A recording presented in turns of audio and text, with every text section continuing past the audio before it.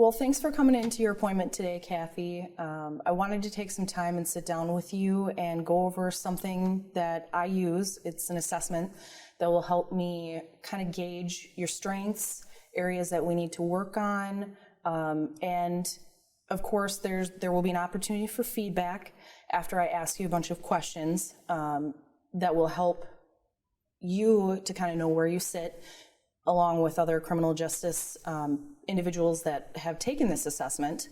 And it will kind of give us a starting point for case planning, as well as help complete the conditions of your court order. Okay. You can stop me at any point in time if you have questions, need clarification, or anything like that.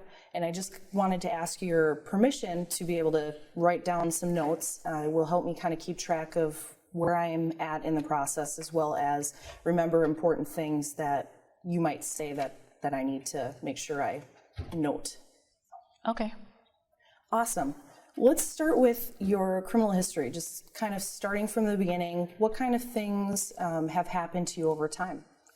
Well, when I was like 15 years old, I got into a fight with, some girls at school, and they ended up arrested me for, I think they said assault, but I don't agree with that.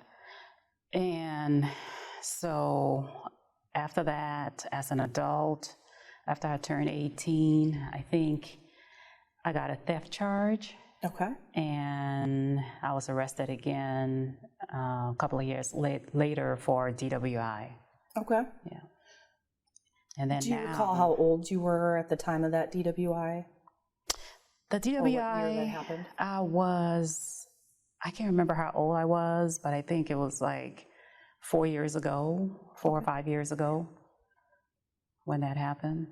So let's start with maybe talking about the assault that happened when you were 15. What kind of things, what was the outcome in that situation? Were you given probation, or what other conditions maybe were you court ordered to? Yeah, I don't know, the court system, I don't know. But anyway, they put me on paper. I was on paper for about a year. All I had to do was pee in a cup and stay out of trouble. That was about it. Okay. And how about the theft that happened at age 18? Yeah, I was on probation too. That was just for like another probably year. I was on probation for same thing, as long as I stay out of trouble, pee in a cup, go to some programming. I don't remember what they told me to do, but I must have passed it because I'm not on probation for that anymore. Mm-hmm. Mm-hmm. And the DWI that occurred a couple of years ago, 4 to 5 years ago, what was the outcome in that situation? Same thing. I was on probation, and they wanted me to do some, I don't know, it's called DWP something program for one day. Okay. And didn't quite do that. Okay. Because I didn't understand what that was all about.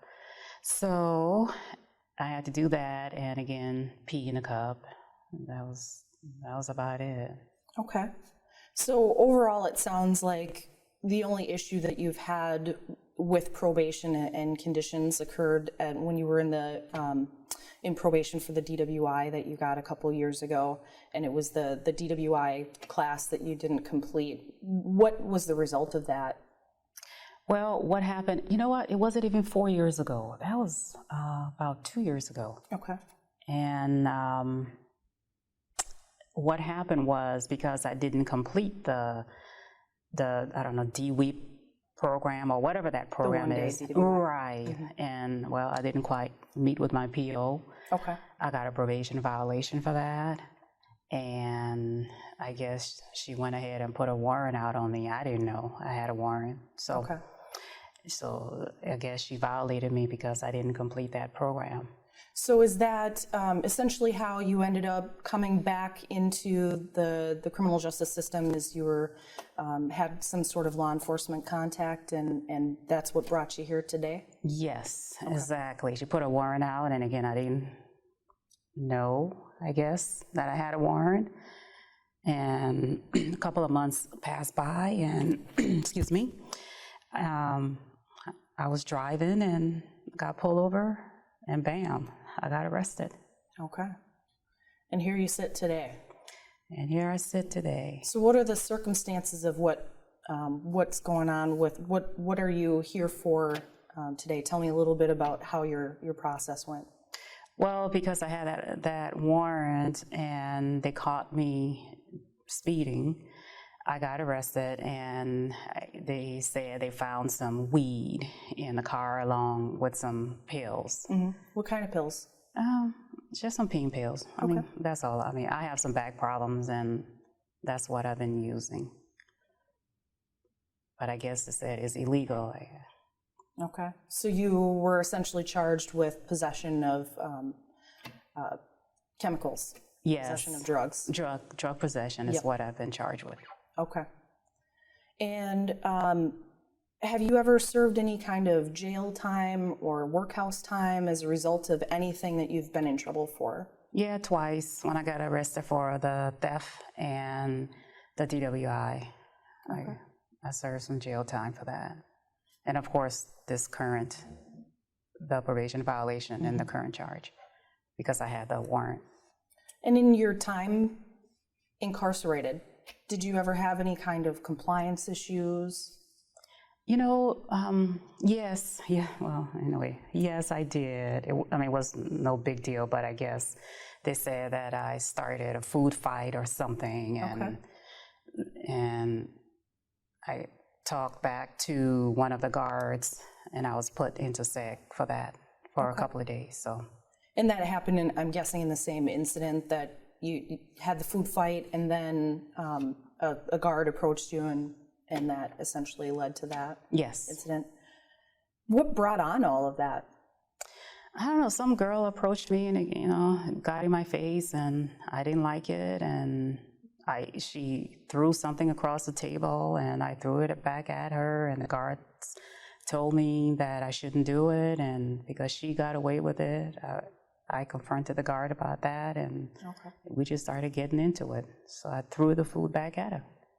So you were upset because you felt disrespected, essentially? Oh, of course. Okay.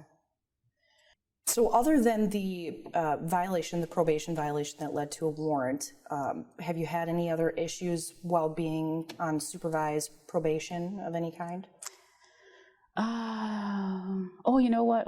Yes, when I was 15, when I was arrested for that assault, when I was 15, I did have a ankle bracelet on me. Okay, so you're on EHM? Yes. Okay. Oh, is that what they called it? Yeah. Okay, yep. All right. So anyway, and I did cut it. So. Okay. And they said, I guess I shouldn't have done that, but I did. So you're realizing that it was kind of a mistake to do, and what were the consequences that led to that? Oh boy, I had to go back into court and basically tell the judge why I did that, and I didn't like going back into court. Definitely wasn't a pleasant experience for you. No. All of this experience that you've had in the criminal justice system, what are your thoughts about all of that? I guess it's okay. Some of the things I agree with, and others I don't. But the judge has to do what the judge has to do. So you feel that essentially, those things happened, and people have their roles that they have to essentially hold people accountable when they're getting into trouble. Yes, I guess. Yeah. Okay. Well, let's talk a little bit about your education and employment history. Tell me a little bit about, let's start with education. Where did you go to school? Things like that. Okay, I started in North Minneapolis, and then I went into St. Paul to Central High School. Didn't quite finish that. I stopped in the 11th grade. And from there, just didn't do much until I got arrested a couple of years ago. And when I was at the workhouse. I figured, well, while I'm here, I may as well start working on my GED. So I You're did that. motivated and really saw an opportunity and you wanted to improve things for yourself. Sure. Plus, I was there, and they offered GED, and said, I was like, okay, well, I may as well. Excellent. So you got your GED. Did you take any college classes beyond that? Yes. About a year ago, I went back to Century College and tried a couple of courses. Okay. But it was only for like one semester, Okay. and I just couldn't keep up. Gotcha. Too many things happened. Too many things. Tell me a little bit about that. What interfered with your ability to keep going? Well, my boyfriend, we broke up for a little bit, but now we've been together for about 2 years now, and things are going really well for us. And for the most part, I'm happy in the relationship. He drinks every now and then too, but he makes me happy. Okay. Well, in moments, it sounds like your relationship is pretty strong for the most part, that you're satisfied with it. What does it look like when you're dissatisfied with that relationship? Oh, I get sad. But then I focus on my life and my goals and what I need to do, and that's finding a job. Because, I lost my job. Probably about 6 months ago, I lost my job, and I really liked that job. And now I just need to get back to looking for that job or trying to do something with my life. So being employed brings value to what you do in life. Yes, it's very important for me to have a job. Definitely. So you mentioned that you haven't had a job for a little bit of time now. How long have you been unemployed? It's been about 6 months now. I've been unemployed, about 6 months. And what was the last job that you worked? It was a place in St. Paul. I can't really remember the name. It was one of those small businesses. But it was like, like when you break your cell phone and like the screen that needs to be replaced. Okay. Like an electronics store? There we go. Okay. Yes, exactly. Yes, I work in an electronics store, rebuilding computers and phones. And I really like that. I really like working with my hands. Sounds like you're pretty handy with technical work and small electronics, which is awesome. We need more people like that out in the world, especially with our world becoming more technical and digital. What, other than maybe working with your hands, what did you enjoy about that job? Anything in particular?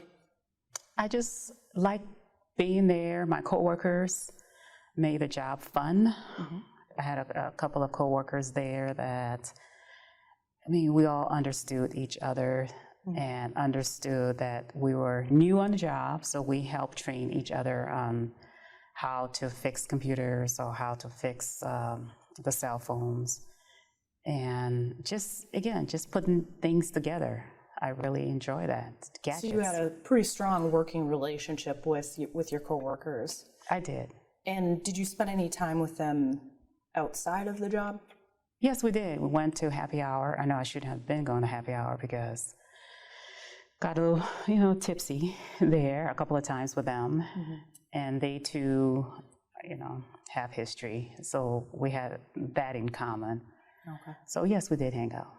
So that you enjoyed spending time with your coworkers outside of work. However, a lot of your activities involves going to like happy hour and engaging in alcohol use. And that is something you kind of felt a little bit kind of like, I don't know if I should be doing that, but you wanted to have some friends.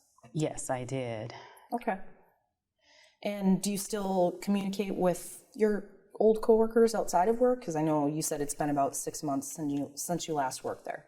I do. We still keep in touch with each other. We still hang out from time to time. Not as much as we did when we worked together, but I would say maybe once every other week, something like that. Excellent. Yeah. And how about your supervisor at that job? Did you get along with your supervisor pretty well? Oh, him? No, no, I did not. Tell me a little bit about that. Oh, he was the one who told me I had to do a UA, and of course the results came back positive, and then he ended up firing me because he said that I was coming to work drunk and hungover and coming to work late, and also because I tested positive, he fired me. That was the final straw. For him, I guess, yes. Okay. That was the final straw. What did it mean to you when your boss asked you for a UA? Was it a surprise? What were you going through or what was your mind essentially going through when he came to you and asked you to do that? Oh, I was mad. I wasn't prepared for it. That was the first time he's ever done that. I mean, I know he said in the interview that he would be doing that, but I was surprised when he told me to do it. And it wasn't like I was drinking a lot, just a couple of cans of beer I had that night. But he said, oh, it came back positive, so you gotta leave, like now. I was like, okay. And so you were positive for alcohol. Were you positive for anything else? Because I know a lot of people drink at work, and so, well, not at work, but drink that work with you, as you said. And so I guess I'm just trying to figure out a little bit more about what it was that specifically led to your termination. Well, he said I was positive for alcohol, and I guess I had a little bit of pot in my system. Okay. Just a little bit. It wasn't like I smoked a lot. Okay. And then that's what I was trying to explain to him, but he didn't want to hear it. So I was like, okay, forget it. So you feel it kind of was, you should have had a chance to be heard out and that you weren't heard? Exactly. Okay. What's the longest job you've held? It was that job, actually. That job? Okay. Yes, I held it for about 2 to 3 months. Okay. And that was the longest, and I was so proud of myself. But when he asked me for that UA, I was like, oh boy, here we go. Yeah. So. You kind of suspected and knew that you were going to come back dirty. Oh, yes, I knew. All right. So I found out a little bit about your education, that you got your GED and essentially tried college a little bit, took a couple classes, and figured out that it just wasn't working for you at the time because of some personal issues. And you've had some employment experience, and you found a job that you really liked. So that's good to know about you. Let's talk about your family. Okay. You told me a little bit about your boyfriend, that you've been together for 2 years now, kind of had some off and on stuff going on in the beginning, that it maybe wasn't as stable of a relationship, and that things are going well. You feel that they're going well. Do you have any issues that you would identify with that relationship? I know, well, he cheated on me once. And I didn't like that. So, but we talked about it and we moved on. And then I would say maybe 6 months, 8 months ago, he and I got into an argument and he put his hands on me. But it wasn't anything major though. It wasn't like he beat me around or he's an abuser. No, he's none of that. He just put his hands on me. And again, we talked about that and things are cool. I mean, we're fine. So that physical assault, that's never happened before? No, I mean, it happened early on in the relationship, but nothing big. I mean, it's nothing big. It's not a big deal. He's not an abuser, and no, I'm not being abused. No, I don't need to go to a shelter. So, but we talked about it and we moved on. You feel pretty strongly that you guys can work through your arguments and disputes? Yes. What kind of things does he have going on for him right now? Like as far as the same questions that I've asked you about job, education, employment, all that. He's working. He pays the bills. He pays my bills sometimes too, and he's a really good provider. Like I said, every now and then he gets, he drinks and he gets drunk, but he's not an alcoholic, so no, he doesn't need treatment or anything like that. None of that. But he's good. How frequently do you guys maybe get into those disputes? Maybe not ones that turn physically violent, but ones where you're arguing. Only when we drink, and that's like maybe once a week. It's not a big deal. I mean, every couple argues, so. And so that's not something that you consider to be detrimental to your relationship? No. I mean, everybody goes through that. I mean, come on now. Yeah, just a little bit of argument here and there. What kind of techniques do you guys use to work through your arguments? Nothing. I mean, we just talk. That's Talk it. it out? Yeah. Okay. Talk, drink, Nothing's watch ever TV. escalated to where police were called or anything like that? Oh, no. Okay. No.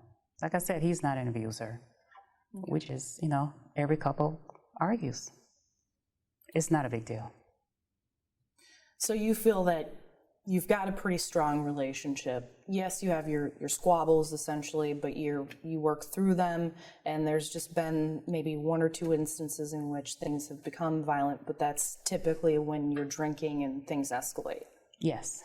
So that and no other concerns as far as what you've told me. No. Okay. No. Tell me about your other family members. Who raised you? My dad is dead, and my mom is still living. Okay. Yeah, because my dad, like I said, when he was living, he was an alcoholic, and so he wasn't really there. And my mom, I'm not exactly sure what she was doing. Okay. And how did you feel about your grandparents? Oh, they were wonderful, wonderful people. They did everything for me that my parents couldn't do for me. And are they still around today? Yes, they are. Okay. Pretty close with them? Yes, I still communicate with them, and we still keep in touch. Excellent. And how about aunts, uncles, cousins? No, my parents were the only child. Both of them were the only child. Okay. So you have a really small family? Very small. Okay. Small but close, it sounds like. Yes, especially with my grandparents. What do your grandparents think about everything that's going on in your life right now? Oh, they worry about me. My grandparents and my mother, they both, they really do worry about me. They don't want me going back to prison or jail, and they just want to see me get back to where I used to be. Gotcha. And I know you mentioned grandparents are a big part of your life. I'm blanking on if you mentioned anything about your mom. Mom, she's a pain.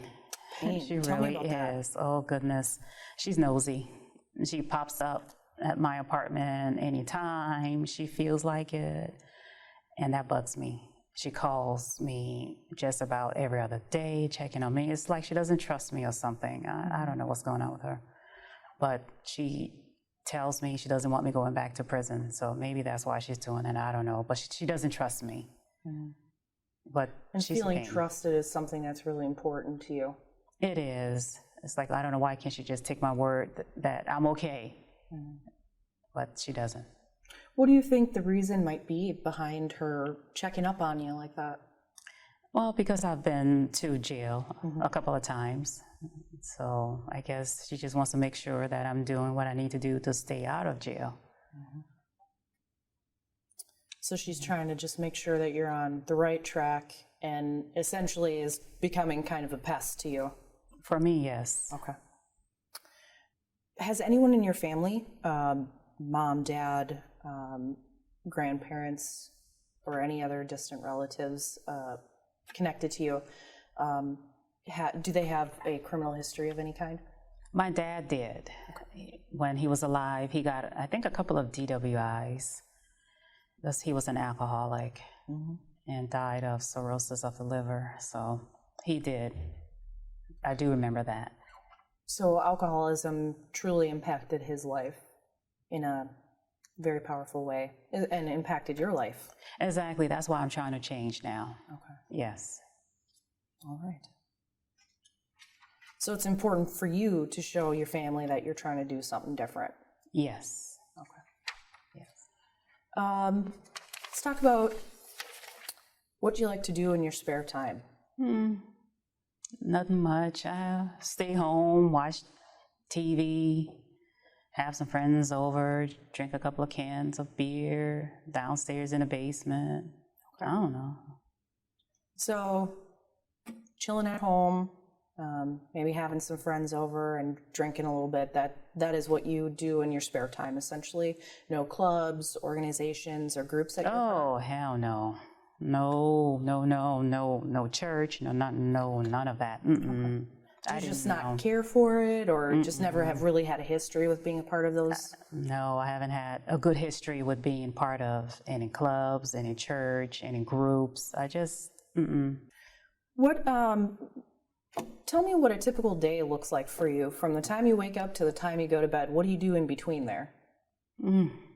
Get up in the morning, give me something to eat, watch TV, probably take a nap here and there. Sometimes I go out trying to find a job. I get discouraged because the first thing on the application is, do you have a criminal history? And I was like, oh, should I be honest? Should I not be honest? Right. Then I get discouraged. I come home. I watch TV again, drink a little bit of beer, call some of my girls. So they come over. I mean, it's boring at times. I do have to admit that. But it's just, it gets discouraging at times. Understandable. I'm hearing that you have a lot of spare time, and finding ways to use that productively is challenging, and of course it's discouraging when right off the bat you have to answer, one way or the other on your job application, and you're concerned that it's going to be a barrier. Yes, it always comes up. What kind of things maybe do you see yourself doing 6 months from now, a year from now? What are your goals as far as what you want to do with your time? I want to find a job. That's what I want. And maybe eventually go back to school. But making money for me is important right now. I mean, I do get unemployment. Okay. How much do you get a month for that? I think it's about $500 a month that I get. And some food stamps I get, but it's not enough. It's not enough to pay my bills. So you're kind of struggling right now? A little bit, financially, yes. But again, my boyfriend helps at times, but I can't depend on him to pay my bills. I mean, they're my bills. Being independent is something that's really important to you. Yes, for sure. Well, you've kind of told me a little bit about, your work, your education, your spare time, what you do with that, and how you're doing financially. Tell me a little bit about your friends. I know you said, your friends, you hang on to some friendships that you had with coworkers at work. You have some people over, and you'll drink a couple of beers and hang out downstairs and spend time with them. What other friends do you have in your life, like your inner circle? And if I could kind of paint a picture in your mind, it's like a little bullseye target. I usually like to have people look at it, and I'm going to draw one for you here so that we can kind of illustrate. Okay. So basically what I want to try to figure out is, if this is you right here, Okay. who do you keep in this circle right here? And this is like people that maybe you call weekly or daily even, that you would tell, secrets to, or, important information updates. I would say, I have, I think about three really good friends. 3 really good friends. All right. Yes. So we'll mark them on here. How long have you known those 3 really good friends? Oh boy. Let's see. I am 29, so I would say probably since I was 20. Since you were 20? Yes. How frequently do you see them? I see them probably once a week. And tell me a little bit about those individuals. What do you like to do with them when you see them? Oh, goodness. One of them, I call her straight edge because Straight she edge. is, yeah, All right. she is straight and to the point. No criminal history, no contact with the police. I don't even think she even has ever had a parking ticket. She's Okay. just straight. I'm like, So girl. she's a positive influence. Yes. And sometimes I'm like, gosh, I wish I could be like her, but I'm like, geez, you just straight. So anyway, straight edge. She comes over and she's the one who is like bringing me job applications and asking me if I've applied, giving me job leads. So Sounds like she's good. very supportive. She is. She is.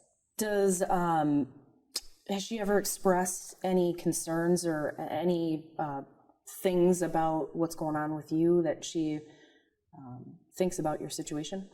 Yeah, she tells me all the time to try to get my life together, that I shouldn't be drinking as much as I've been drinking. But I tell her, but it's only like 2 or 3 cans of beer. It's not like I, drinking hot liquor or anything like that. It's just beer. So, but she still gets on my case for that. I know at times it can be annoying, but I understand where she's coming from. So despite it being annoying to hear that over and over and over, I bet you still keep her in your life because you see the value of her friendship. Oh, yes, I do. Sometimes, again, I want to be like her. Yes. Wonderful. How about the other two? Tell me about them. The other one is my old supervisor, not like the last one. Oh, no. Like jobs previous to many jobs previous to that. Okay. And I keep him I keep in contact with him. He is maybe once a month, actually. Okay. Yeah, he's about once a month, and he checks in with me as well, just to make sure that I'm doing well. And unfortunately, he cannot rehire me at his place of business, but he's again always trying to give me job leads. He's a good resource. Yeah, I see him like a mentor. Okay. Yeah, and kind of like a father figure too. And so you would consider him to be a close friend because you could pretty much call him if you need him. Yes, and we talk about guy stuff, like when I'm having problems with my boyfriend and I want like a male perspective, then I call him. Excellent. Yeah. It's good to have that. And then the third friend, tell me about that individual. Oh, Miss Pam. Pam. Yes, Miss Pam. Tell me about Pam. She's also a childhood friend, almost like straight edge. Okay. See, we all grew up in the same neighborhood. So Pam is kind of like straight edge, but she's just more down to earth. And I keep in contact with her. Same thing, probably once a week. Okay. Yeah, probably once a week. So even despite having a small family, you still have some positive people in your life that you can call on if you need them. That's pretty awesome. Those 3 for sure. Wonderful. And then how about your outer circle? Maybe people you don't see as frequently, people you wouldn't consider to be close friends. I like to call them acquaintances. Oh, those. Who would those be in your world? I would say probably my ex-coworkers, because we still keep in contact with each other, even though I'm not working there anymore, but we still keep in contact with each other. Excellent. Yeah. So ex-coworkers are who you would consider acquaintances, and I know you said that you particularly like to go out drinking with them or invite them over to drink. Do any of them have legal histories?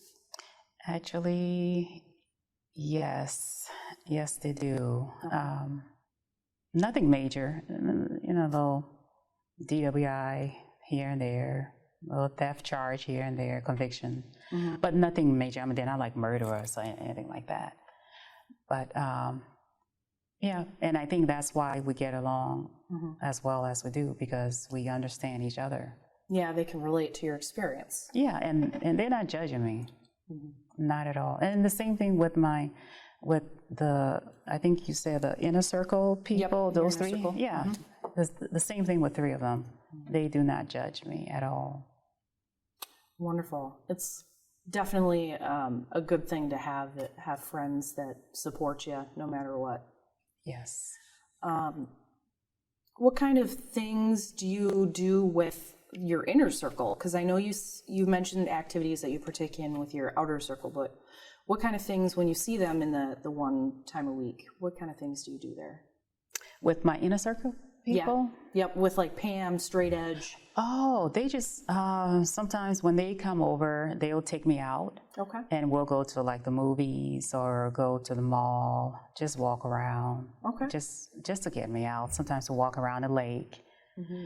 They will not let me go to like a bar or anything like that with them.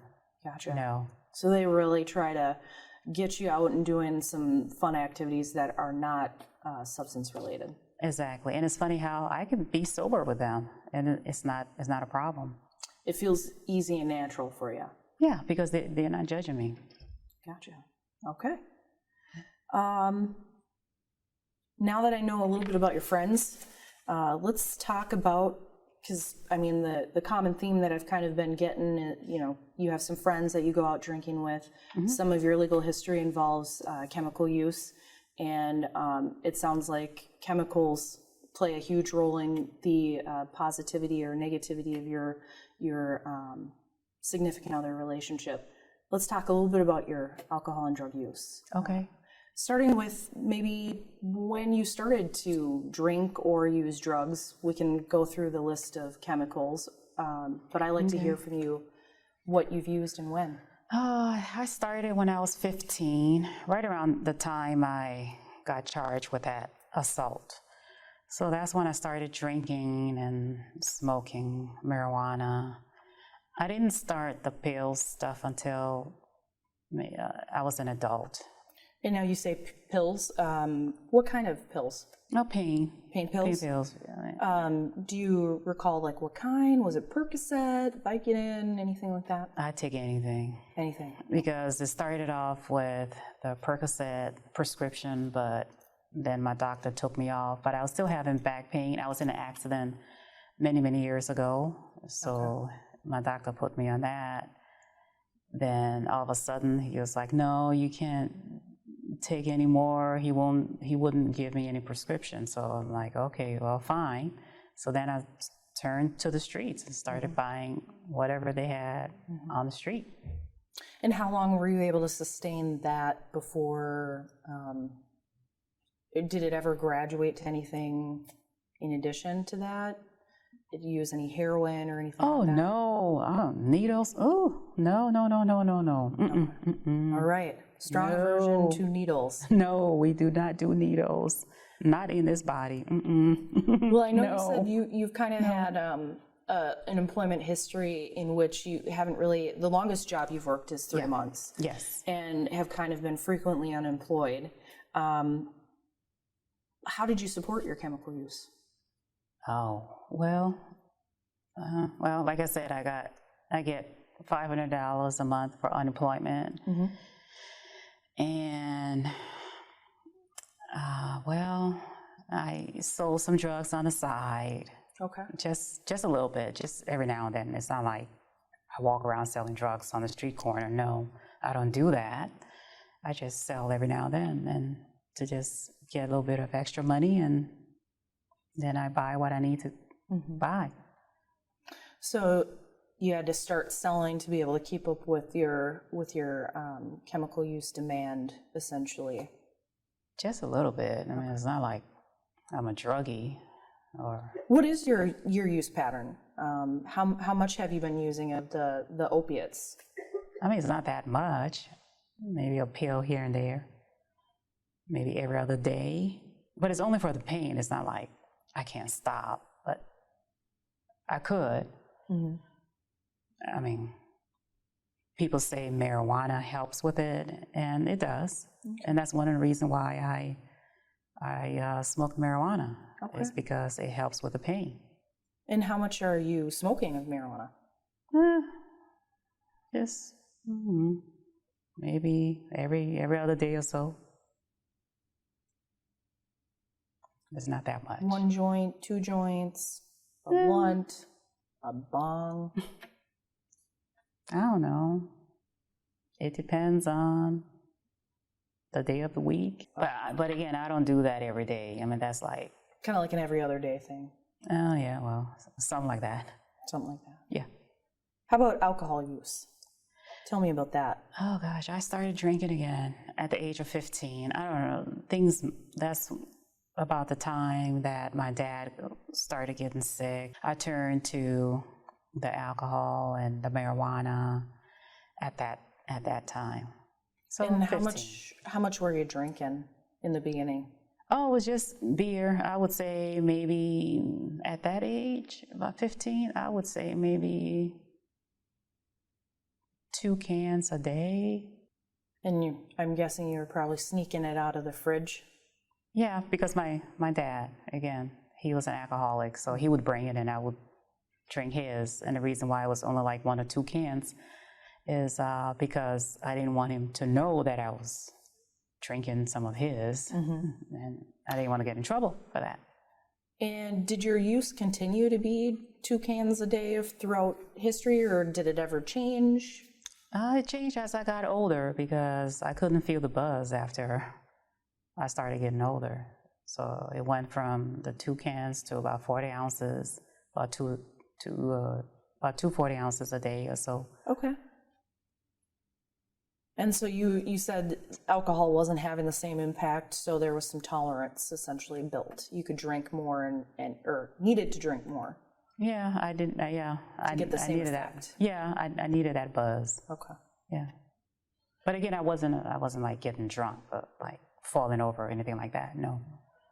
What about any other chemicals? I know you said you've used opiates, you've smoked weed, and you've drank alcohol. Any benzodiazepines, benzos? I don't even know what that is, Ecstasy, but I doubt it. anything I like doubt that? it. No. Okay. Nope. I always like to double check and make sure. Oh, okay. All right. When's the last time you've used these 3 chemicals? Yesterday, Yesterday? but not much though. I mean, as you can see, I'm not drunk. So last use was yesterday of alcohol, opiates, and marijuana. Yeah, I mean, the pill again is for my back, Okay. and the marijuana helps me too with my Okay. back. And I know you mentioned that you have back pain. Do you have a doctor that you work with to address that issue? No, they put me on something. I don't know. There's some type of restrictions. I don't know, but no, I don't have a doctor. That's why I have to get it off the street. All right. Yeah. So you're not really working with anyone to address, you're kind of essentially treating it yourself with the marijuana and the pills Yes. that you can get. Yes. Okay. What does your family think about your chemical use? I said my grandparents, I don't want to stress them out or worry them. I know they do worry about me, and they do not like that. My boyfriend, he doesn't have any problems with it. He doesn't have any problems with, because he understands what I'm going through. My mom, she's just a pain. That's it. What kind of health-related things have you had that have maybe had a negative impact? Have you ever had blackouts? I've had a couple of hangovers, but no, I haven't had any blackouts. How about, have you ever used for longer periods of time or more than you intended to use? At times, yes. I'll have to say yes. Okay. Do you have trouble staying sober? Like giving it up and just not going back to it? I wouldn't, no, I don't think I have any problems staying sober. What's the longest you've ever gone without using chemicals? Honestly, maybe a week. Okay. So you've had some time abstaining. You know what it's kind of like to go a little bit of time without using. Yes. Have you ever had any treatment history? Actually, no, I haven't. Like I said, I don't think I have a problem. I think I can stop when I want to. It's just that the pain is just so much, and the pills and the marijuana, they really help. Definitely. Yeah. It's effective at helping you manage so that you can go about your daily activities. Yeah. And have you ever attended any kind of sober support groups? No, I just talk it over with my boyfriend. No. Okay. So when you're going through some stuff and he's supportive of that, he talks through it with you, what kind of things would he say if you said, hey, you know, I'm on probation, so I can't drink or I can't use? Like what kind of things would he tell you about that? Oh boy. I know he doesn't want me to get violated. So I know he would tell me just be careful and don't use too much of it to where, like, if I test it, that it will come back positive. He wouldn't want me to use too much of the drugs. So he essentially would still encourage you to keep on keeping on with what you've been doing, and instead of trying to encourage you to do what you need to do for probation. Yeah, I mean, he doesn't want me in jail, prison, or even having an overdose. But, you know, I mean, he understands because, like I said, he and I drink sometimes together, and it's not like we drink until we're passed out.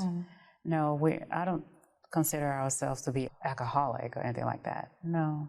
How do you feel about how successful you'll be with that requirement? Because it's on your court order, right? No use and random testing, and it sounds like you don't feel that your chemical use is an issue and that you could stop when you want to.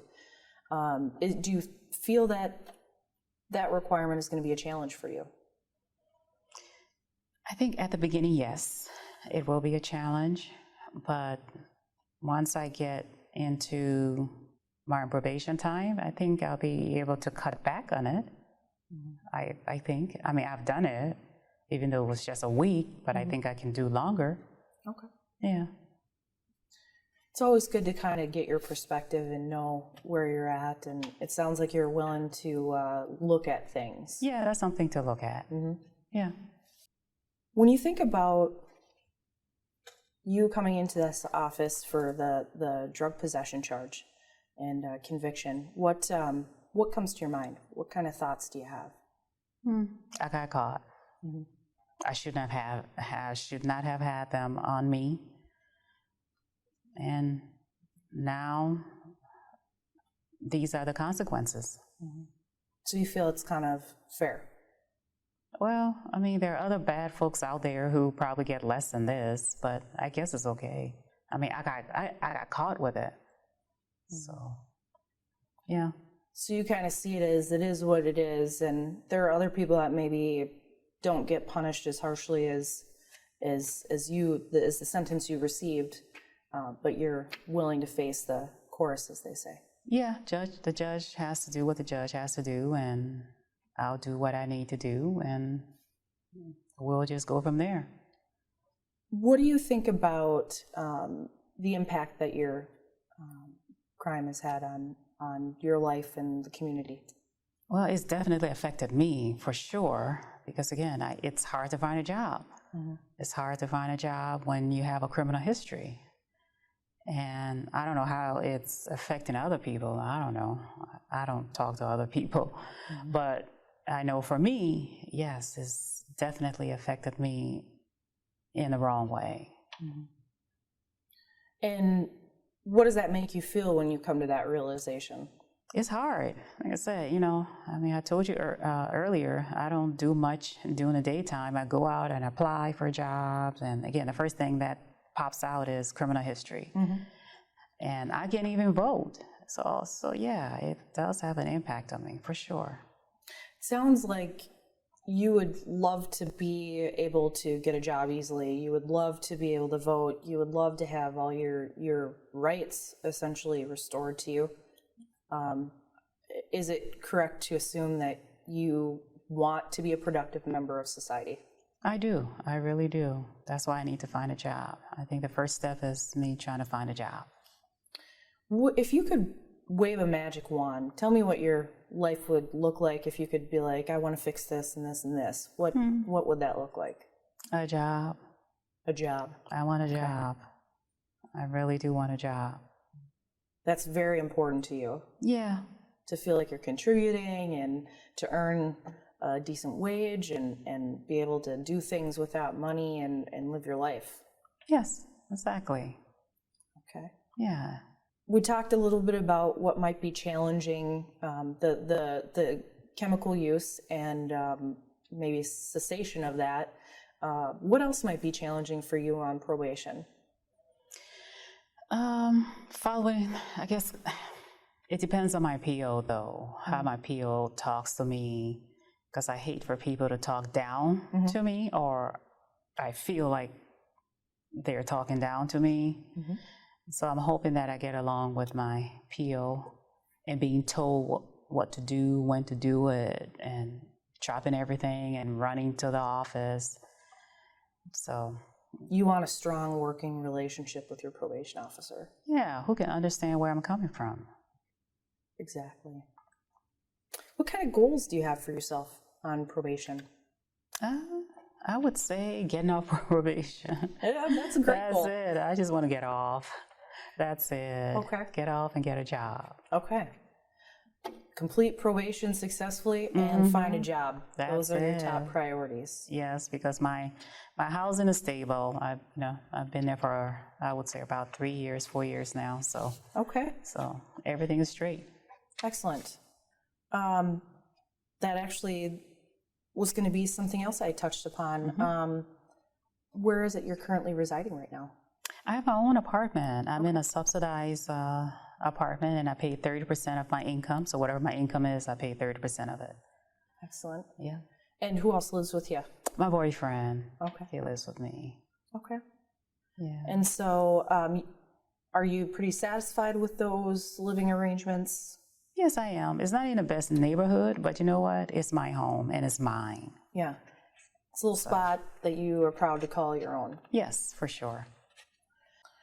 How about any health issues? I think you mentioned that overall you've been pretty good. You just haven't seen a doctor. You have the back pain. Right. But do you have anything like high blood pressure, diabetes? No. Nothing. High cholesterol? Not that I know of, no. Okay. When was your last physical? Probably when I was in high school. Okay. So it's been a little while. Yes. Have you ever been diagnosed with any kind of mental health concerns? Oh, no. Okay. None of that. Never had to see anyone for any kind of evaluation? No shrink. Mm-mm. Okay. Nope. Have you been diagnosed with any physical disabilities, mental disabilities? No. Anything like that? No. Learning disabilities? Oh, no. Okay. Ever had any kind of diagnosis for fetal alcohol effects or syndrome? No. Okay. Do you have any current thoughts or plans of suicide? Oh, no. Okay. No. Okay. Never. I know these seem like kind of intrusive questions, and you're probably going, why are you asking those? Exactly, trying to figure out where you're trying to go with this. Yeah, I'd just like to get a little information about you. It kind of helps paint a picture, and that's why those are asked. And they may seem a little intrusive, and I apologize about that. Okay. But, got to ask them because they're on the tool. So. Okay, I'm just trying to figure it out, that's all. Okay. Yeah. Okay. And so other than that, are you currently feeling threatened by anyone? Any current threats? No. Okay. I think I've gotten a very good picture of the information that you shared with me about where you've been and how you got to my table today to talk with me.